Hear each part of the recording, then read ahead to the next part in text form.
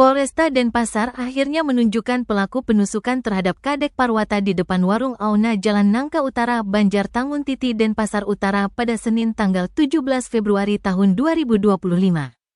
Pelaku bernama Bastomi Prasetyawan. Pantauan Bali Express Jawa Post Group. Bastomi dihadirkan dengan menggunakan kursi roda sebab kedua kaki pembunuh itu didor oleh tim gabungan yang menangkapnya di Pelabuhan Tanjung Perak, Surabaya, Jawa Timur pada Minggu tanggal 16 Februari tahun 2025.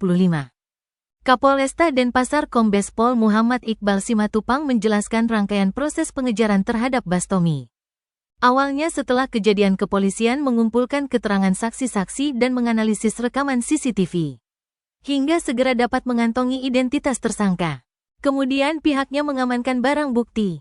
Kemudian, pihaknya menghimpun informasi bahwa pelaku telah kabur keluar kota, tepatnya daerah Jawa Timur. Sehingga dibentuk tim gabungan untuk melakukan pengejaran. Setibanya petugas di Jawa Timur, Bastomi yang menyadari bahwa dirinya sedang diburu aparat pun segera berpindah tempat.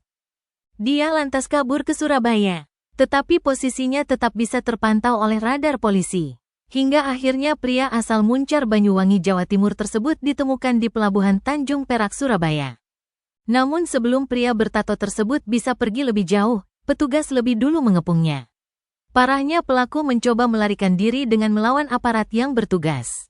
Alhasil tim gabungan melakukan tindakan tegas terukur dengan menghadiahi timah panas ke arah kedua kaki pembunuh itu. Sehingga, pelaku bisa dilumpuhkan dan ditangkap.